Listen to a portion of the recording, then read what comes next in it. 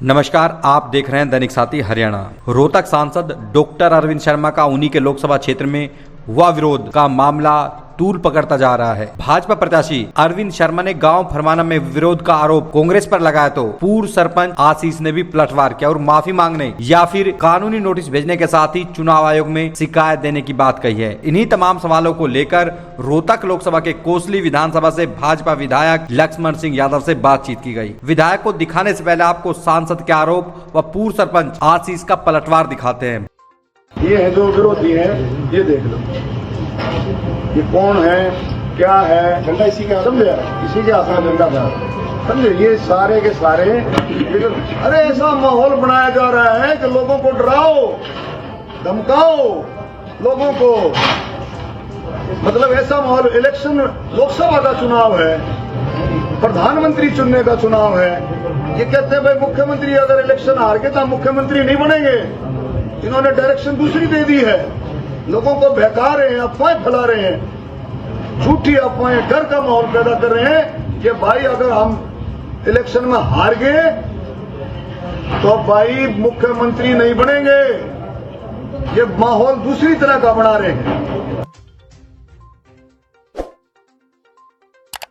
जब इनको ये पता लगा रहे मैं हल्के में इनकी तो इतनी बढ़िया तरीके से इनके प्रोग्राम हो गए, तो इन्होंने आखिरी दिन पूरी कोशिश की, पहले बकाने की कोशिश। लोगों ने बताया हमें कि हमारे गांवों में आते थे जी, कहते थे भाई विरोध करो। भले हम नाटक जी, अभी करते विरोध, किस बात का विरोध करें, तुमने क्या कर दिया।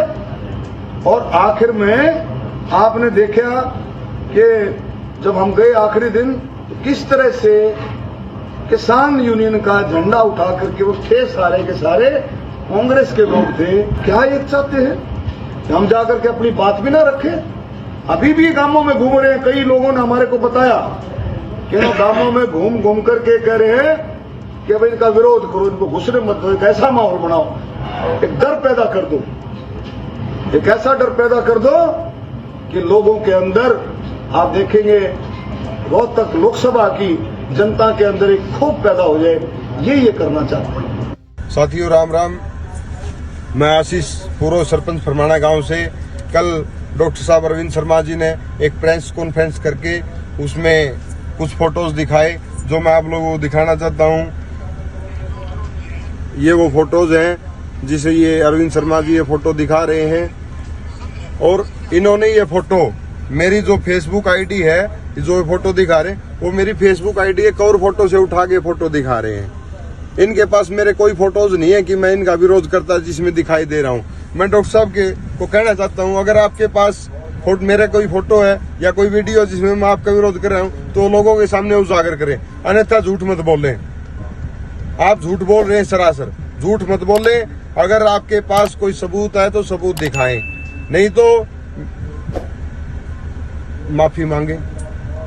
ये जो आप हमारा अपमान कर रहे हो, ये मेरे पूरे गांव का अपमान आप कर रहे हो कि मैंने आपका किसी प्रकार का कोई विरोध नहीं किया। आपका विरोध सिर्फ और सिर्फ किसानों ने किया है।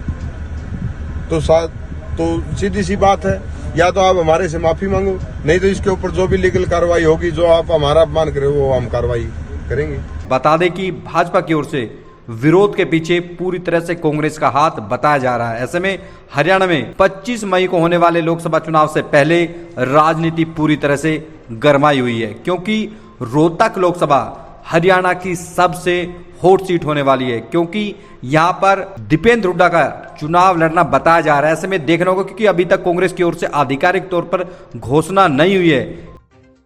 तमाम जब भी सांसद उनको विरोध का सामना करना, आखिर वजह क्या है कि इस तरह का विरोध का सामना करना पड़ रहा है? देखिए, विरोध कराया जा रहा है, विरोध हो नहीं रहा। विरोध एक रात पहले तैयारी की जाती है, और आपने देखा कि पूरे हरियाणा प्रदेश में जो पिछले दिनों आंदोलनों में जिस तरह का माहौल क्रिएट किया गया, भाईचारा ख़त्म किया गया, वही माहौल अब भी क्रिएट किया जा रहा है। उसका पूरा नैरेटिव बनाया जा रहा है। कुछ लोग इस तरह के यूट्यूबर हैं जो उन सब चीज़ों को उधर से वो उकसाते हैं, वो उसको वायरल करते हैं।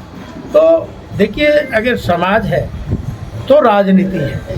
समाज ही नहीं रहेगा, समाज अगर इस तरह से लड़ेगा तो कैसे काम चलेगा। अब तो मैं सबको यही आग्रह करना चाहूँगा कि भाई आप आपके हाथ में हथियार है, आप अपनी मर्जी के मालिक हैं, जिसको भी पार्टी को आप वोट दें, लेकिन इस तरह का माहौल किसी को ख़राब नहीं करना चाहिए।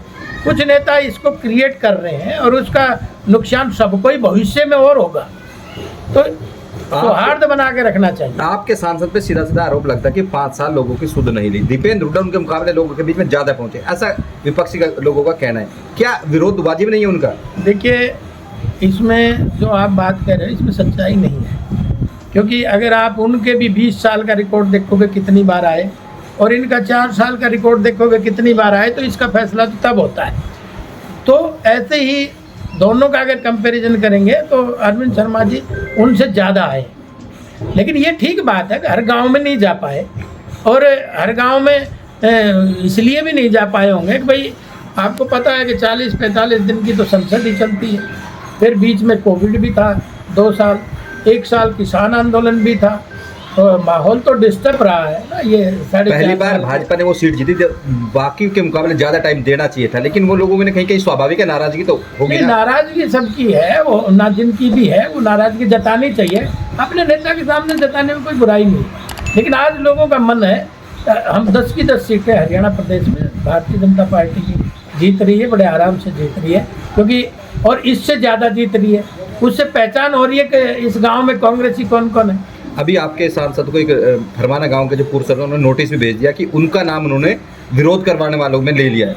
किस तरह से देखते हैं कि किसी का बिना जांच पड़ताल किसी का नाम करना, अब उन्होंने चुनाव आयोग को भी शिकायत दी है, उसमें लीगल नोटिस भी भेजा है। कोई बात नहीं, इसकी जांच हो जाएगी, जो दूध का दूध पानी का पानी हो जाएगा। तो दीपेंद्र हुड्डा को कितना मजबूत मानते हैं अब अरविंद शर्मा के सामने? वो कहते हैं कि इस बार कोसली, जिस पिछली तरह कोसली से जिता के वजह कोसली में उनको बढ़त मिलेगी, दीपेंद्र हुड्डा का कहना है ये।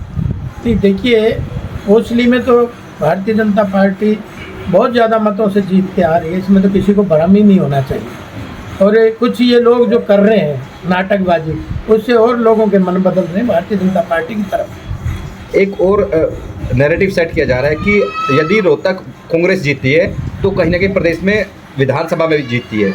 कितना दुरुस्त है ये बात, जिस तरह से वो कहते हैं कि यदि रोहतक से जीतती है, दीपेंद्र हुड्डा जीतेंगे तो हरियाणा में सरकार बनाएंगे? देखिए, सपने देखने में किसी को कुछ नहीं जाता, ना मीटर रीडिंग निकालता है, सपने सबको देखने चाहिए, और वो देख रहे हैं तो वो जाने।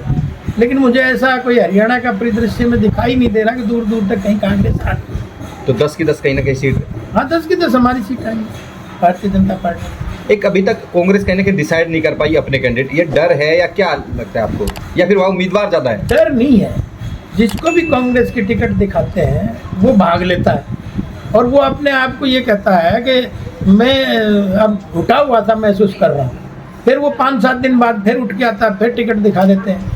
नहीं तो हमारी आज टिकटें कितना समय से हो गई, अगर इस तरह का निर्णय इनको भी समय से लेना चाहिए, और आज मुझे लगता नहीं कि कोई कांग्रेस की टिकट लेना चाह रहा है। ये तो अब चुनाव लड़ना है तो ज़बरदस्ती पार्टी कर रही है। कैप्टन अजय यादव का बयान आया था कि घुटन महसूस कर रहे हैं, कि उसको किस तरह से, क्योंकि अभी गुड़गांव लोकसभा भी फाइनल नहीं हो पाई। मैं तो अभी यही तो कह रहा था, अगर जिसको भी कांग्रेस की टिकट दिखा जाती है उसको घुटन हो जाती है, बल्कि मैं तो कई बार ये भी कहता हूँ उसको 15 दिन बुखार चढ़ता है।